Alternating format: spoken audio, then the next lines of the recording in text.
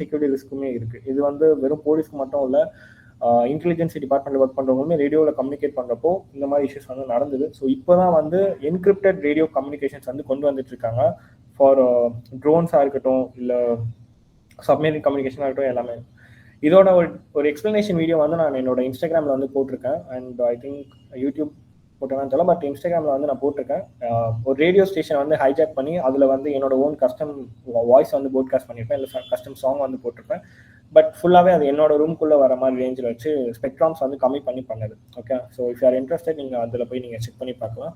அந்த ஒரு பார்ட் மட்டும் நான் இங்கே ஸ்கிப் பண்ணுறேன். யா, ஃபைனலி இன்டர்நெட் பேங்கிங். ஸோ இந்த அட்டாக் வந்து கொஞ்சம் டிஃப்ரெண்ட்டாக இருக்கும். இப்போ பேங்க் அக்கௌண்ட்ஸ் வந்து ஹேக் ஆகுதுன்னு சொல்கிறாங்க, அதுக்கு நிறையவே இருக்குது வேஸ் ஹேக் பண்ண.